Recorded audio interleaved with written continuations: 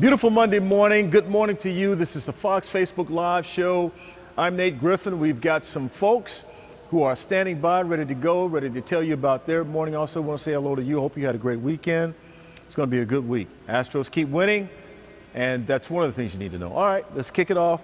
Dave, backstage, we know that you have a big interview coming up, so I'm going to let you go first today. How are you, man? Hey, man. Awesome. Great to see everybody. Happy Monday. And Nate, you'll notice I am actually here in Houston, Texas. Yay! We've been on the road a lot lately. Of course, we were in San Diego for Top Gun.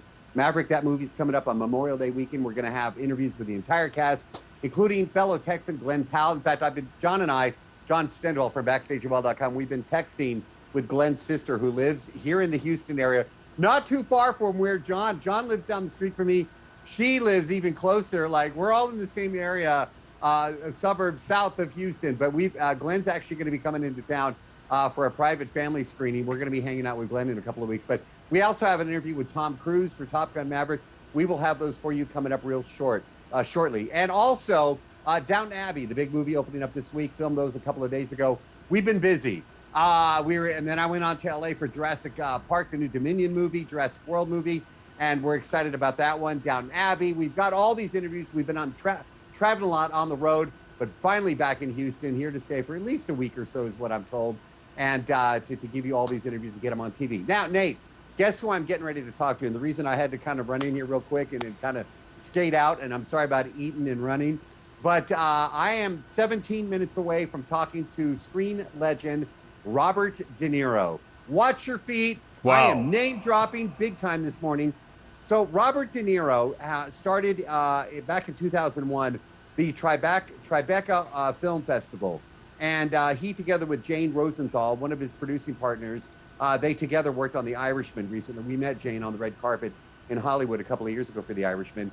Jane and Robert De Niro are talking today about the fact that you can watch a lot of these Tribeca Film Festival films and presentations in the comfort of your living room.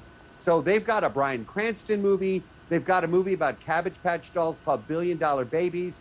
Colin Kaepernick has a movie that is premiering at the Tribeca Film Festival. And I am about to talk to Robert De Niro about those movies and watching these films at home.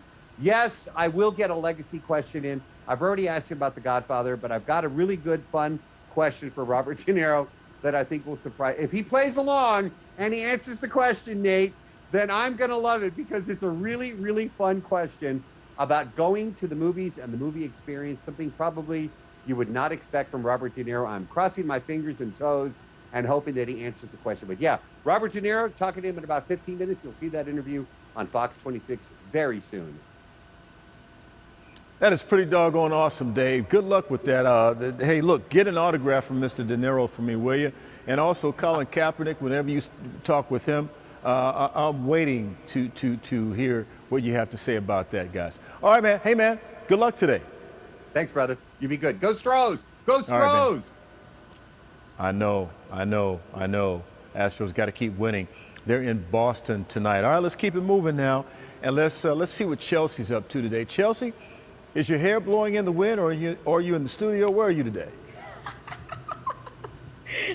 Neither. I'm inside work and mother. So this is a place that partners with employers and landlords to provide a safe, clean, like really awesome spot for mothers who are breastfeeding and pumping to, do that pumping when they got to go back to work. So we have Abby Donnell here, and we've also got Dr. Berkeley Luck here with us today. So we've been talking all morning about the formula shortage and how your organizations are, doing your part to kind of help with that. First, I got to show you guys this, though. I first interviewed Abby and Dr. Luck back in December of 2020. This was when I was about to I actually had my son the next day, and we were all pregnant at the same time. So we took this awesome picture. We're gonna do a post-baby picture, but we were all I was about to drop. like literally within 24 hours. And then Dr. Luck, you were 7 months. 7 months. Yeah. Yeah. So hers came in January, and then Abby. A lot of people didn't even know you were pregnant at that This time. was basically my announcement. So yeah, so great to be back with you all. But we do want to go over some of the things that we've been talking about all morning, because this is such an issue for a lot of parents out there trying to figure out what they can do. So some women have been thinking about maybe upping their breastfeeding or relactating, going back to breastfeeding if they switch to formula. And tell us a little bit about how Working Mother supports working moms, because a lot of moms, like, what's the statistic? A lot of moms, end up falling off. Yes, so even though over 66% intend to keep breastfeeding once they've returned to work, what you're seeing nationally is about 10% still doing that at 6 months. But when they have access to a Working Mother suite, to the proper spaces, the equipment, all of the supplies, you actually see that go from 10% to 90%. So it really shows that by having the right spaces, the right support resources, you are setting moms up to succeed in both of their roles. Yeah. This is the type of place you want to be able to come, take a break, and get that pumping going, and that'll keep you producing instead of going to work, not doing any pumping, and then you don't have your child there to keep breastfeeding, which can cause that drop in supply. But if you do have a good supply going, you could connect with Milkify and actually end up and storing it for quite some time, right? Yes, exactly. So we freeze dry breast milk. That results in a shelf-stable powder, so you don't have to have it in the freezer or in the refrigerator anymore. It'll stay stable for 3 years, and then you can warm it up and use it just like you would powdered infant formula. So you mix it with warm water and you're good to go. So it makes it a lot easier, especially for moms that might be struggling right now with the shortage and more comfortable with using formula than they were with using frozen breast milk. Nice. So some of the things, like, people have been trying to come up with all sorts of solutions, but it's been advised, like, don't try to make your own formula, right? Right, so we have specialized equipment to ensure the sterility of the processing and the packaging. We also have quality control testing equipment. And unfortunately, we have seen some individuals on Facebook groups and things like that advertising the service out of their home, but you wouldn't have the ability to control the sterility when you're doing this in a home setting, so it can be unsafe and can lead to some pretty serious results if it's mishandled. So. And Abby, what have you seen when it comes to your industry and this shortage? Are you seeing more of a push for people to need these spaces? Yes, I mean, I think parents are stressed, and rightfully so, and there's a lot of confusing information out there. So, the best thing we can do is support parents in however they're trying to feed their child. So one of the ways that we can alleviate the pressure on the need for formula is to make sure that the people who are trying and can breastfeed are set up to successfully do that. So there's never been a better time for employers and landlords to really step up and support working moms in their efforts to do that. But one of the best things moms can do if they're expecting now and they're nervous, or if they're on maternity leave and they're really stressed about going back to work, the best thing they can do is take some courses to prepare.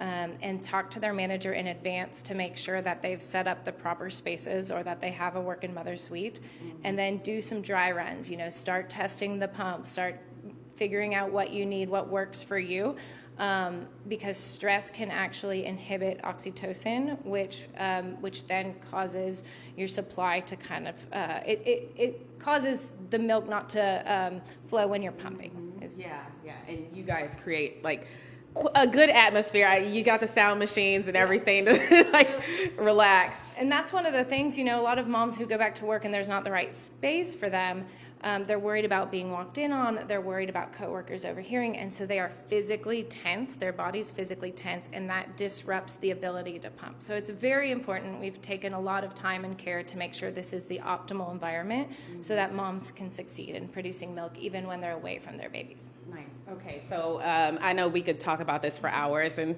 everybody doesn't want to hear about milk all day, but do you have any final thoughts for women out there, struggling with this shortage, or, just looking for solutions?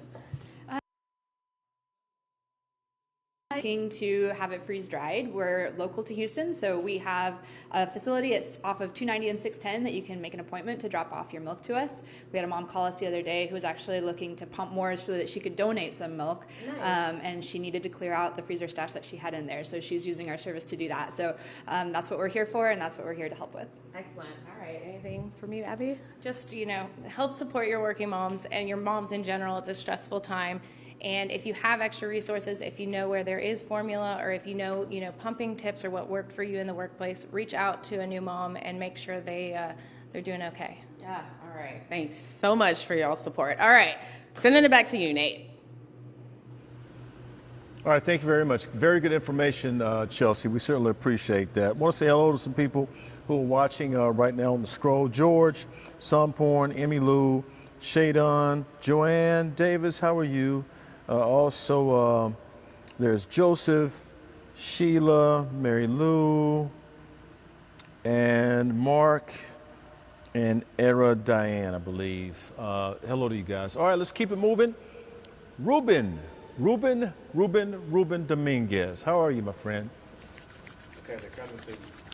What's up, Nate? Good morning to you. Happy Monday. Man, how about those Houston Astros? They've been amazing. Just so fun to watch, and so lucky to have those guys as our hometown good guys. But anyway, just wanted to give them a little shout out.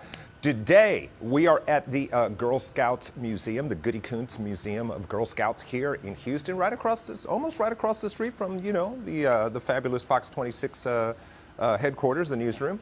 But they are, the San Jacinto Council is celebrating 100 years of Girl Scouts. That's a really, really big deal, hitting that centennial mark. And the museum, my first time here, I'm sad to say, but I'm glad I finally made it here, is filled with incredible artifacts and memorabilia that really tell the story, the timeline of this incredible organization. And I know what everybody's thinking, but let me tell you, it's so much more than those delicious cookies. It really is. It's fascinating. It's just a history. For example, Camp Tejas, which was the first organized camp that the Girl Scouts had here, eventually became the site of the Johnson Space Center. So it just gives you an idea. I mean, we're talking going back here, but they've built many, many more camps since then, and a lot of that cookie money paid for those camps, giving the girls, a chance to, spend time in the outdoors and learn about scouting and just, the camaraderie and the discipline and everything that goes with it. It's a fantastic organization. My daughter was a Girl Scout.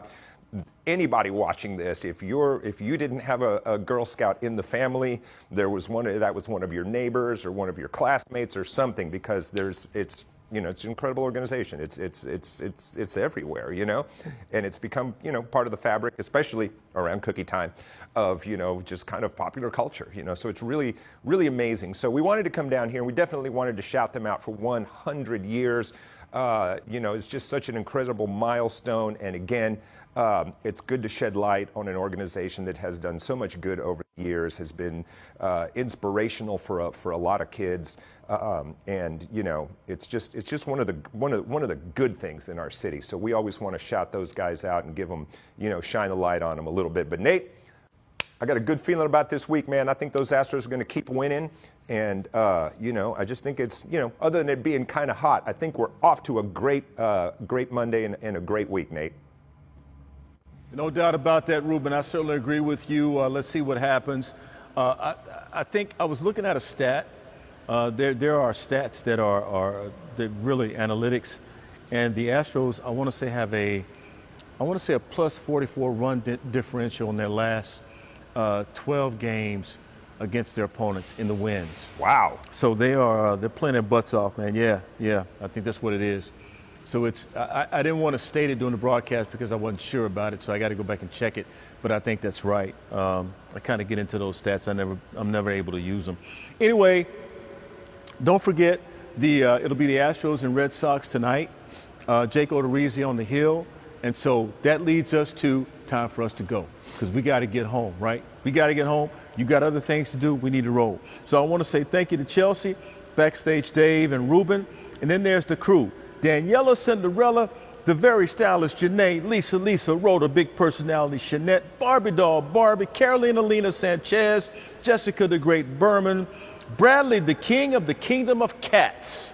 All right, Rico Jumping Jack Jones, Dan the Handyman, the Chef John Butler, Johnny Big Toe Rodriguez, the Mayor Dave Lanier, Texas Tech Grandpa Mark Jenner, Alex What's Up Supco, Todd 50 Cent Smith, Old Miss Maggie, Chris Lambo Lamborghini, and John Beale Street Chastain. Y'all have a great Monday, and we'll see you Tuesday. Take care.